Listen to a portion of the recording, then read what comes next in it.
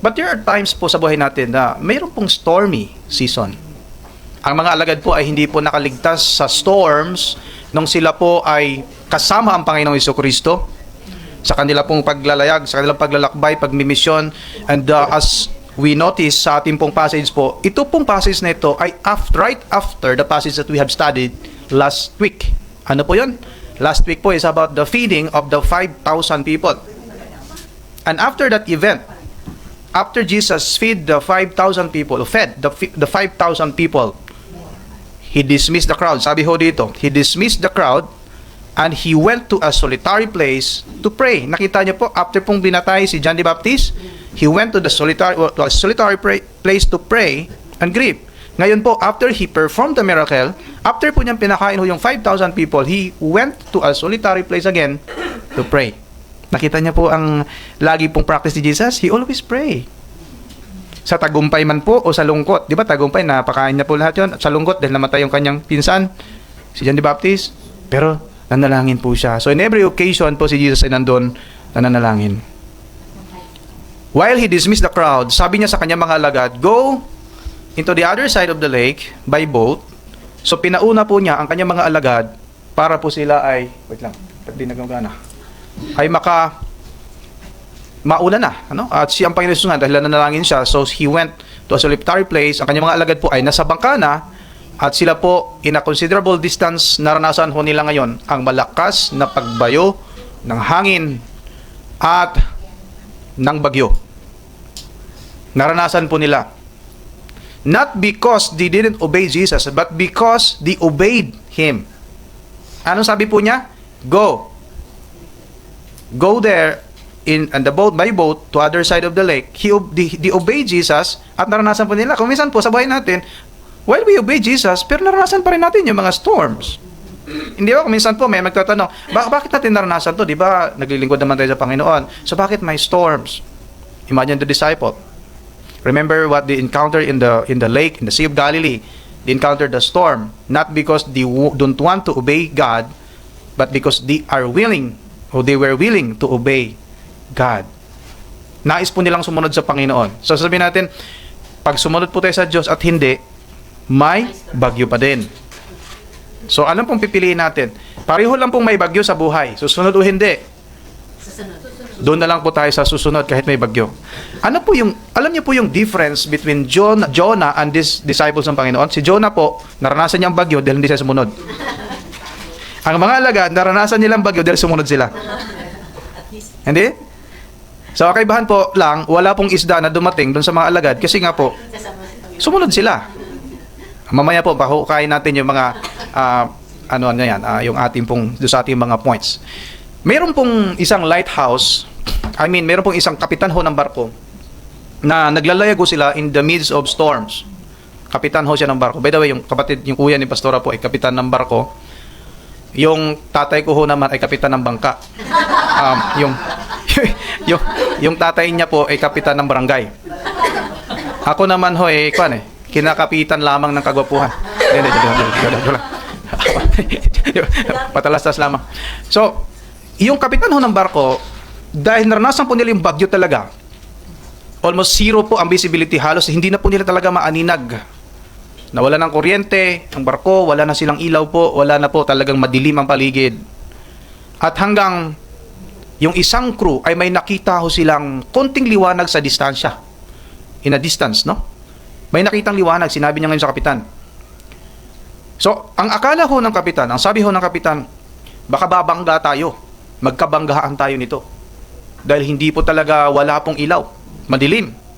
Kaya ang sabi po ng kapitan, nag-send siya ng radio challenge o message po doon sa ilaw, kung saan nanggagaling yung ilaw. Sabing, umikot kayo or lumihis kayo ng 10 degrees pa south. So 10 degrees po, konti lang, para yung tinutumbok, imbis na magkabanggaan, lilihis po ng ganun, ng konti. 10 degrees siguro, konti lang Di ba, 45 degrees, ganyan, 90, tapos 180, 360, balikan. So 10 degrees po, south. Sumagot din ho yung sumagot yung radio, yung nandoon sa ilaw. Sinabing, no, you have to change your course 10 degrees north. Pabaliktad. Tapos nagalit na yung kapitan. Sabi niya, Nag-reply siya, sabi niya, irritated na siya. Parang hindi nakikinig yung nandoon. Sabi niya, I am the captain of this large ship. Change your course right now. Ang sabi po nung sumagot yung radyo. Sabi niya, I am a keeper of this lighthouse. You have to change your course. Kami tagabantay lamang ng lighthouse na ito. Ikaw ang lilipat. Ikaw ang mag-change ng course. And now, in the Bible po, Jesus is the lighthouse, not just the lighthouse, but He is the foundation of that lighthouse, na kahit banggain mo yan, madudurog ka lang. Because nasa foundation po niya ay malalim. His stronghold. So, sa bagyo ng buhay po, maranasan po natin, at ito exactly nangyari sa buhay ng mga disciples. They experienced storm in the Sea of Galilee dahil sila po ay sumunod sa ating Panginoon. So sa panahon ho natin ngayon, what does the kingdom mission mean for us today? Number 1 po, it requires obedient faith even in difficulties. We are in the mission. No question about it. We have been learning about mission sa taong ito at narinig ho natin yung mga turo po that we are the church and we are in a mission. Tayo po ay church, the body of Christ, tayo po ay nasa mission. So ano po para sa atin ngayon? Yung kingdom mission in the midst of storms. It requires obedient faith even in difficulties. Alam niyo po, yung kanyang mga alagad po ay mangingisda. At alam po natin na yung mga mangingisda, alam ho nila ang panahon kung kailan po magkaroon ng bagyo. Kahit na wala pa silang radio noon, nakikinig sila sa balita, hindi sila nanonood ng TV, pero po bilang mga mangingisda, apoy anak ng isang mangingisda, may palatandaan kami sa langit na mamaya po ay babagyo. Magkaroon po ng, sa Bisaya, unos, subasko, magkaroon ho ng hindi magandang panahon. Alam po namin, si tatay ko, pagka nakita na po niya yung pangitain, hindi siya magpapalaot. Maghintayin niya muna na ulan, patapos muna saka siya pupunta. So because these people were fishermen, alam po nila yung panahon, but they still obey God. Sinunod po nila ang Panginoon, na kahit alam ho nila na ang kanilang buhay po ay nailalagay sa panganib, nailalagay sa alanganin. So it requires sa ating pong panahon ngayon, it requires obedient faith. Even we know that there are dangers po sa paglilingkod natin sa Panginoon. There are people who will reject us. Ano sabihin? Ano yung message pinagsasabi mo? Panipaniwala ka dyan. Hindi totoo yan ang sinasabi mo. And even ngayon po, marami pong mga tao ang nire-reject pa yung mensahe po ng Kristyanismo. Pag nagsasabi ka patungkol sa siguro sports o patungkol sa pagsasabong, mas interesado pa sila.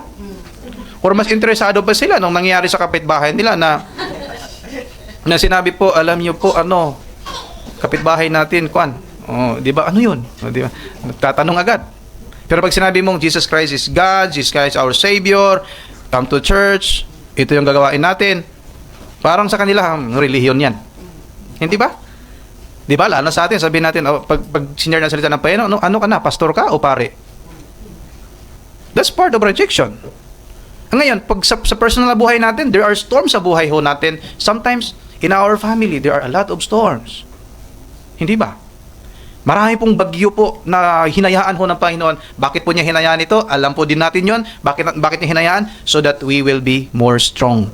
Tayo po ay mapapalakas po habang binabagyo. Yung isang halaman po na patuloy na binabagyo, lumalakas po yung ugat. Mas lalo pong kumakapit yung ugat ho niya sa ilalim. Bakit po sinasabi yan? Dahil ang aming lugar ho ay parang factory ho ng bagyo. Sa Leyte, Samar area, dumadaan ho doon. When I was a kid, ay maliit pa lang ako, pinapasan ako ng tatay ko, nag-evacuate kami, lalo sa mga buwan na to, yung August, September, October, November, December. Lagi po kaming nag-evacuate ho kami sa bahay ng kapitan. No, so nahiya kami kasi yung mga teachers namin doon sa bukid, doon nakatira sa kapitan. So, ay kakaya naman doon. So, kaya lang, no choice nandun yung teacher namin, nandun kami, magkakasama, grade 1 ako noon yata. But, no choice po, ganun po yung lugar namin. Binabagyo po talaga. So, praise God na lang doon sa mga hindi po naranasan yun. Pero, ang bagyo po ng buhay ay totoo. It's whether in the personal level or family level o sa workplace o sa community o ano man po sa church po, iba-ibang level lamang po, iba-iba naman pong konteksto, but we all experience typhoons, storms sa buhay. So ano pong dapat gawin? Hindi na tayo susunod dahil may typhoon? Hindi na tayo susunod dahil mayroong storms? Or magpapatuloy pa rin ho tayo? Even in the midst of storms, magpapatuloy tayo dahil alam po natin na kasama natin ang ating Panginoon. Sabi, immediately Jesus made the disciples get into the boat and go ahead of Him. Siya po nanalangin po, He dismissed the crowd. At ang boat po nila, considerable distance po. Ibig sabihin, hindi pa po ganun kalayuan. Again, bilang mangingisda, alam din po nila na pwede naman silang bumalik doon sa Pampang. Hindi ba? Uy, may bagyo ngayon. Babalik tayo sa Pampang. Kasi wala pa naman si Jesus at may bagyo, babalik tayo. Babalik na lang tayo ulit pag wala na yung bagyo. Pero alam niyo po, they chose to stay at the Sea of Galilee. Kahit na alam po nila, dahil bilang mga isa, alam po nilang bumabagyo talaga. Bakit po kaya nila ginawa yun? Dahil sinabi ng Panginoon, go ahead of me. Go ahead. Sa kanilang pagsunod, hindi rin po sila nagtanong kung, Panginoon, di ba, mauna kami, anong sasakyan mo? Di ba? Hindi po nila natanong sa Panginoon, anong sasakyan mo?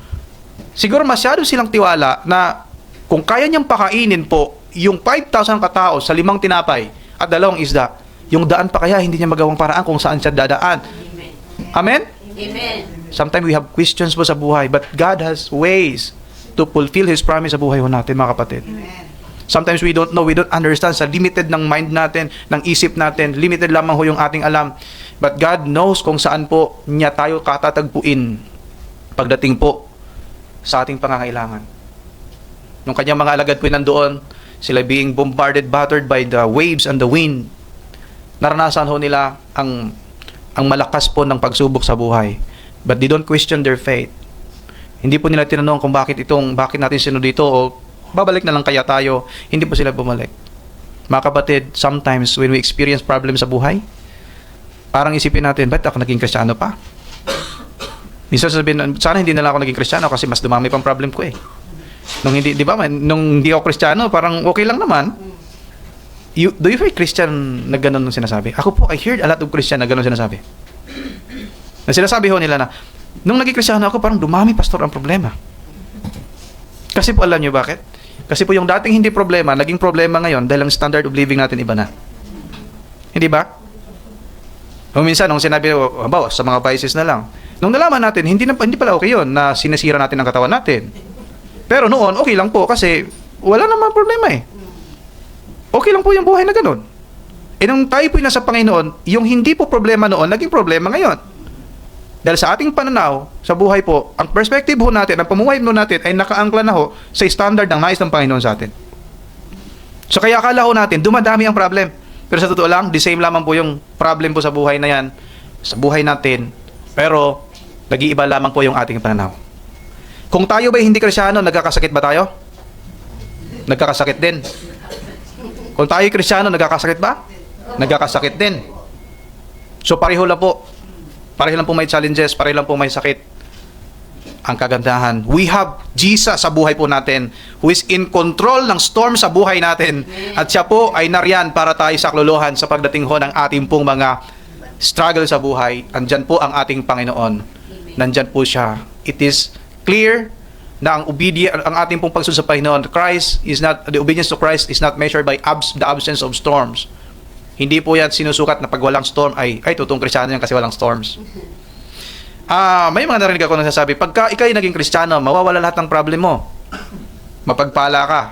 Kung meron kang isang sasakyan ngayon, maging 10. Di ba? May mga narinig pa nga ako, balik rin daw mga payong eh. Oh. Worst po kung sasabihin na balik rin ang mga bubong ng bahay. Pag nasa bagyuhing lugar ka, balik talaga bubong mo kasi nililipad ng bagyo. pero, ibig sabihin, hindi ito pangako na pag tayo po'y sumunod sa Panginoon, walang problema, lahat blessing lahat. Wala pong sinabi ang Panginoong Hesus na pag sumunod kayo sa akin, hindi nyo maranasan yung sakit. Hindi nyo maranasan yung pagsubok sa buhay. Ano po yung pangako niya? Sabi niya, you will face the governors, you will face courts, lilitisin kayo, makukulong kayo, pahirapan kayo. Ngayon, mga disciples, alam po nila yon, but they still follow God. Kung siguro sabihin natin ngayon, sa church natin, sa panahon natin ngayon, sa church age, sa anumang grupo ng mga Kristiyano, kung sasabihin po siguro lagi, na sumunod kayo, and then maghirap kayo, walang susunod. Di ba? Kaya po, very tempting po sa aming mga preachers, na sabihin po namin yung positive lahat. Kasi iniisip, baka mawalan tayo ng membro, baka wala na mag-church kasi na-discourage po. Dahil wala naman palang blessing dyan. Puro na lang kasalanan ang binabanggit. Puro pagre-rebuke sa buhay. Puro mabuting buhay, kabanalan. Alam niyo po, may mga pastor na talagang bumigay ho sa ganon. Ang tinuturo po nila, puro na lang maganda. Kasi gusto nilang magparami lamang. But tayo po mga kapatid, hinuhubog tayo ng Panginoon into Christ-likeness. Tinuturo po natin lahat sapagkat ang buhay po ay kompleto. Totoo na may pagsubok. Pag hindi po itinuturo yung pagsubok sa buhay, pagdating ng panahon na nakaranas siya ng pagsubok, hindi po siya ganun katibay. Because hindi po niya ini-expect po yun. Hindi po niya anticipate na mayroon pala talagang pagsubok. So tayo po inalaman po natin yan.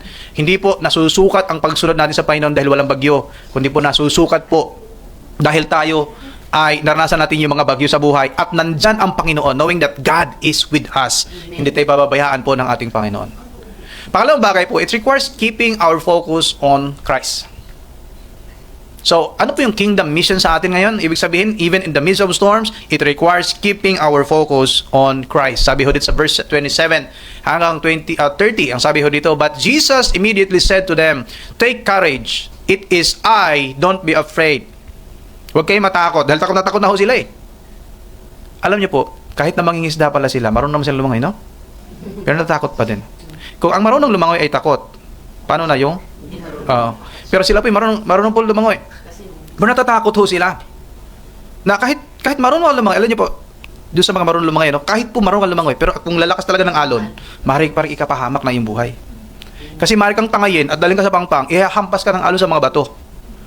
Yan ang tendency po. Pwedeng mangyari po yun. At alam nila yun, taga-dagat ho sila. Kaya ho sila natakot. Natakot ho sila sa kanilang buhay. But Jesus met them in their most terrifying situation ng kanilang buhay. Natatakot po sila sa kanilang buhay. Andun po ang Panginoong Hesus. Kinatagpo po sila. Mayroon bang mga sitwasyon sa buhay po ninyo na kinatagpo kayo ng Diyos? Amen. Talungin yung katabi niyo, kinatagpo ka ba ng Diyos? Amen. Oh. May sabi, oy, kinatagpo ako, iba yung kumatagpo sa akin. Yung ayaw kong makita, yun ang kumatagpo, iba. So iba naman yun. Ibig sabihin, kinatatagpo tayo ng Panginoon. Di ba, minsan, nasa bingit, hindi naman sa bingit na kamatayan, pero sa bingit po ng parang kawalan na po ng pag-asa. Pero nandyan ho ang Panginoon. Dumarating ho siya, ay sakto talaga, wala na akong pamasahya.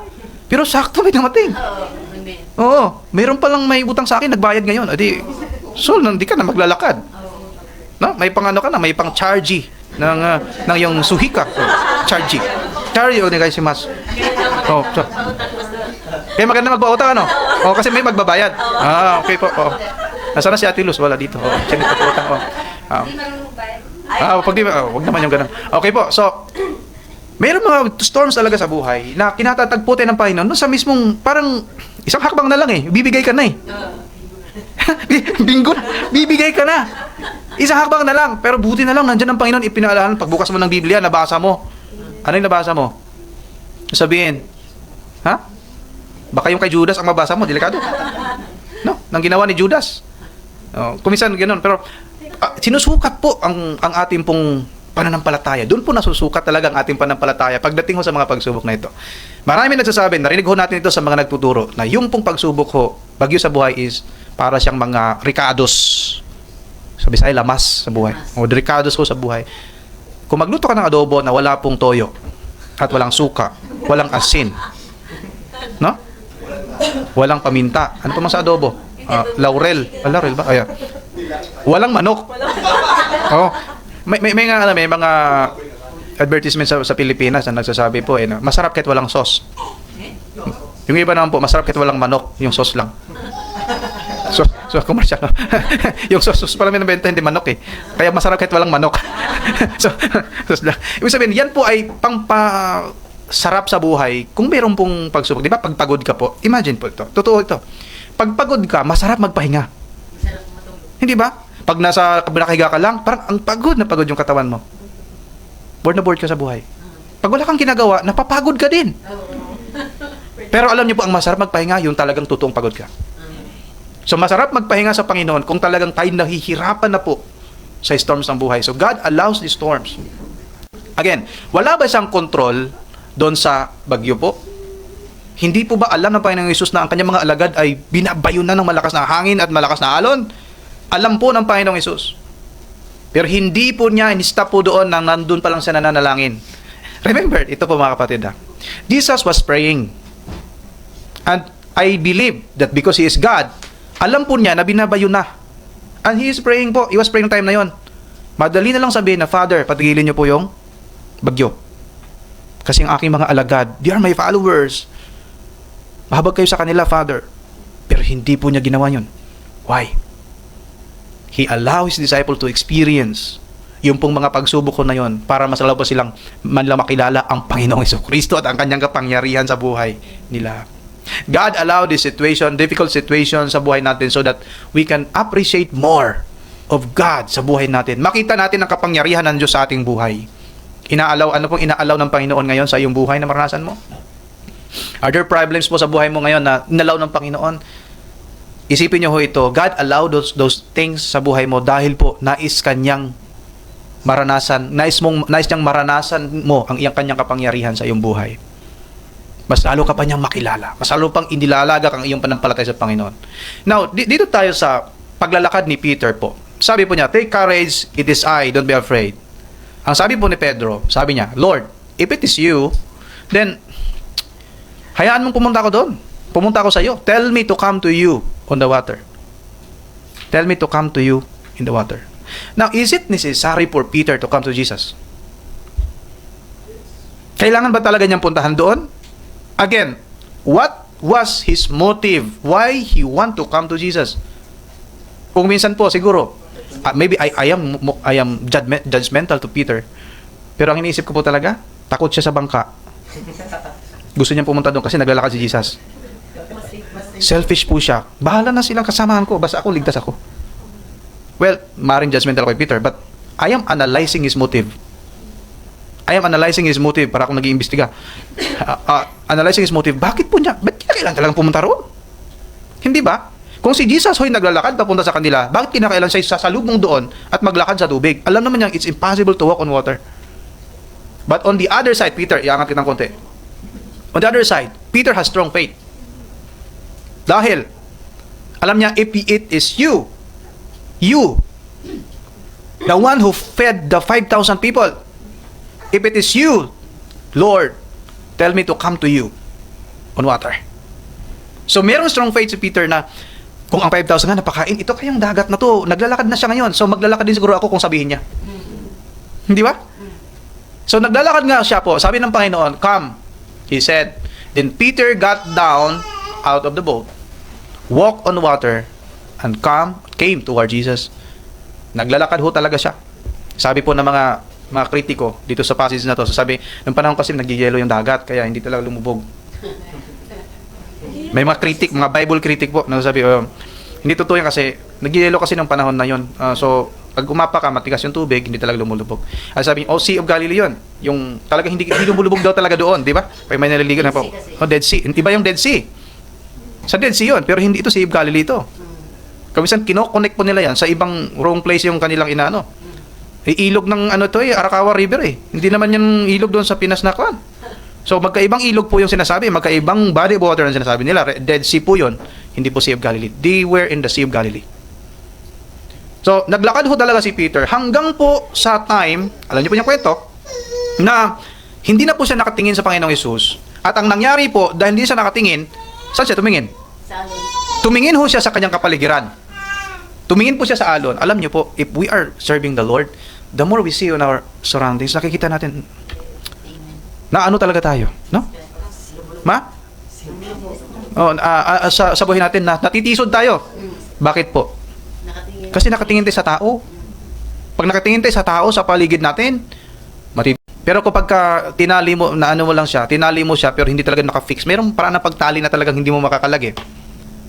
No, ako minsan po may nagsisave ka ng di ba? Parang nagsisave ka, nung bata ako, may mga kasama na ako nagsisave po sila ng Sa alkansya? Na sa Bisaya kasing alkansi. Alkansi lagi eh. Alkansya. Kasi sabing, hindi niya masyadong sinasara kasi hindi nakafix talaga. Dinudukot. So, parang hindi talaga, di ba pag nagsisave tayo, minsan nagsisave kayo sa bank, ano? By the way, in Japan po, Japanese people po ay talagang they really save sa banks. Wala silang masyadong kaya po ang utang po ng gobyerno ng Japan ay sa mga tao. Hindi po siya external debt na tulad sa atin, may external. Malaking utang ng Japan, but sa mga tao nila. Because of the savings of people sa mga banks. So, mas hindi siya delikado para sa pagdating sa economic, kasi sa sarili nilang bansa lang sila nagkakautang. So, save. May mga nagsisave po na sabing, di ba ano bang definition ng savings? Nag-ipon. Nag-ipon po. So, withdrawin po ba yun? Ha? Pagkailangan. Okay. So, money matters na to. Other session na lang, mamaya hapon. Okay. Ibig sabihin po, may mga na parang, save lang naman yan, pero kuhanin ko din lahat yan. Hindi siya naka-fix talaga. Kaya nga po, may mga bangko po na nasasabi na yung time deposit, within this period of time, hindi mo pwedeng galawin yon. Hindi mo pwedeng galawin. Naka-fix siya. At alam niyo po, ang nice ng na talaga naka-fix. Na hindi na po magagalaw. Hindi mo siya alisin mo doon. At tumingin ka pa sa iba. Naka-fix ka na. Sa Panginoong Hesus.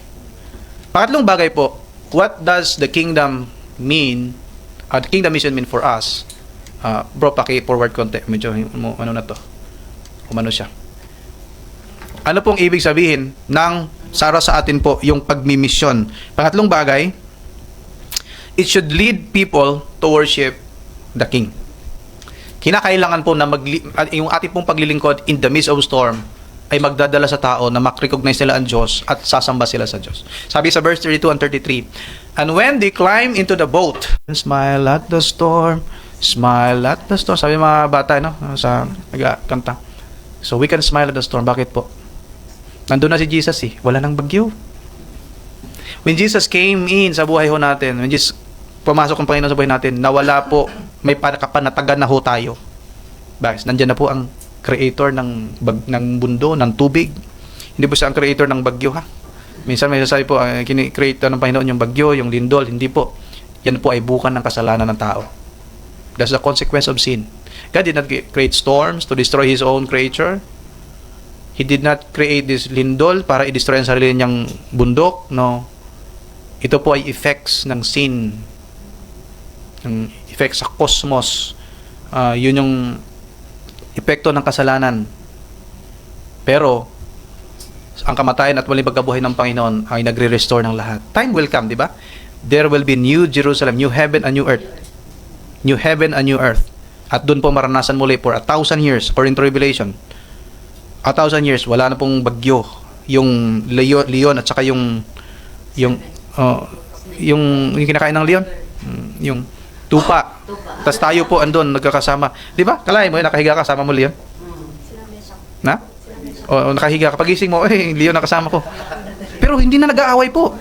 Hindi na tayo pagkain ng leon. Hindi na. Kasi po lahat ay mayroong restoration. Sabihin nyo naman, sabihin nyo pagising nyo, araw-araw sabihin nyo leon. Sa may mga asawa, joke lang. Praise God. Praise God, hindi kami magkatabi, joke lang. Alright, patalastas. So, ibig sabihin, pagdating ho ng panahon, there will be restoration of everything. Kasi po, nandyan ho ang Panginoon. Wala na pong bagyo sa buhay.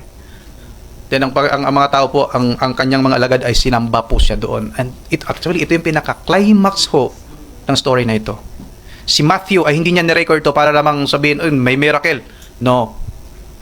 Matthew recorded this story dahil gusto po niyang ipakilala ang Panginoon talaga. Siya po'y anak ng Diyos. Truly, you are the Son of God. Kaya po sinulat ito ni Matthew. Hindi lamang po para ma-appreciate natin, miracle, ang ganda na wala yung bagyo. Pinakain yung 5,000 people. Hindi lang po yan. Do not miss the point. Matthew wrote this story dahil nais po niya na ma-appreciate ho natin ang kapangyarihan ng Diyos at makilala natin that He is the Son of God. Meron po siyang authority over natures. If God has authority over these things, He has also authority over you. So can He stop the problems that you have? Yep, according to His will. Amen. That's why we pray. Kasi may tanong po, Pastor, kung di naman pala, kung ina-allow din pa ng Panginoon, so why we pray? Di ba? Sabi, Lord, alisin niyo po itong problem na to. Inalaw nga ni Lord eh. So why we pray? Sometimes, according to His purpose, according to His will, God give us this, yung calmness sa buhay natin, even in the midst of storms. At kung minsan po ay nawala talaga, kaya po may mga sakit na gumagaling. Kasi naniniwala ho tayo na according to His will, just always pray according to His will. At talaga pong tutugunin ho ng Panginoon. So, hindi ito false promise, but nangyayari ho ito. That really God answers prayers according to His will. Not according to our perspective and our preferences, but according to His will and purpose sa buhay po natin.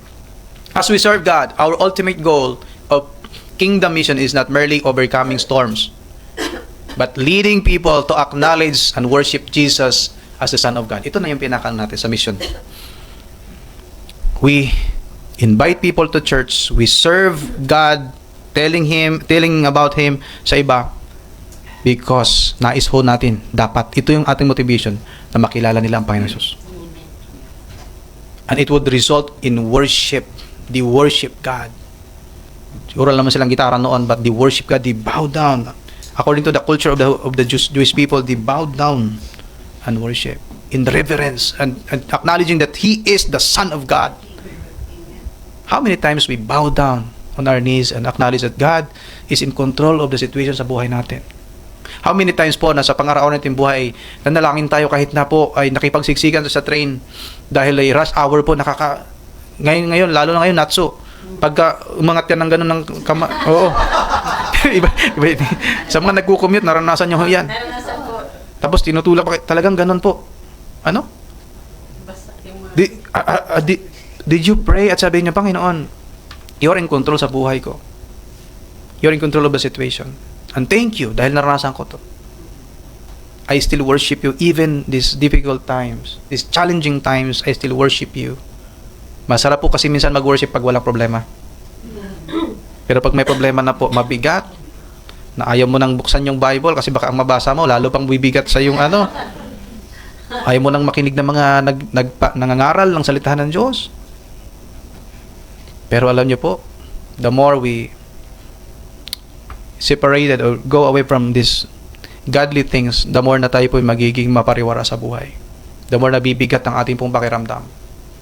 But when we worship God, even in the midst of problems, gumagaan po ang ating pakiramdam. Sometimes po, kailangan lang ng isang iyak. Pag umiyak ka sa Panginoon, nawala, gumaan lahat. Pag iyak lang pala kailangan. Kala mo, ang iniisip mo na, ang dami mo nang iniisip na, ito, pag ganito, hindi ko, ang dami mo nang iniisip na, pero umiyak lang ka na sa Panginoon, ang ganda na. Bakit po? That's the wonder of being in the presence of God, mga kapatid. You have problems right now? If you have problems right now, worship God. Pray. If you have storms sa buhay ngayon, worship Him. Bakit? Alam natin na siya po'y nariyan. Hindi tayo iwan po ng ating Panginoon. Praise God sa kanyang kadakilaan. May paghupa din po ang storms ng inyong buhay. As long as you stay in the presence of God, obey His will, at maranasan po, huhupa din. Hindi po forever na may bagyo. Tingnan niyo po, hindi sila forever na lahat may bagyo eh. Kasi pag wala na sila sa hindi naman nila maranasan yun. As long as God is there, kahit na tayo po ay nasa bagyo, sa gitna ng bagyo, ang Panginoon ay nariyan. Mayroon tayong kapanatagan. In conclusion, we can expect stormy waters of life as we follow and serve God. But we can move forward with confidence because obedience keeps us faithful in the storm. Salitang obedience. Susunod tayo sa Panginoon. Our strong faith keeps our eyes fixed on Jesus. Si Peter may strong faith po siya. Pero biglang humina nung hindi na po naka-fix ang kanyang paningin. So always fix our eyes on Jesus in the storm, in the midst of storm. We can worship God even in the midst of storms, knowing that Christ is Lord over every storm. Siya po'y Lord. Siya po'y in control. Siya po'y makapangyarihan sa lahat ng mga bagyo sa buhay. When we keep on following Jesus, even through life storms, the people around us will come and recognize that Jesus is truly the Son of God. Makikita po ng iba, bakit maawit pa rin to kahit ang daming problema? Magtataka ho sila, Bakit? Christian kasi yan. Christian kasi yan. Kahit na nawalan po yan ng ganito, mahal sa buhay, nalugi sa negosyo, nawalan ng boyfriend. Wala pang boyfriend. Oh. So, is either nawalan ng boyfriend o wala pang boyfriend. But she's worship God. So, tatlo kayong single eh. Dito, tatlo kayong single. Boyfriend saka, boyfriend. Girlfriend.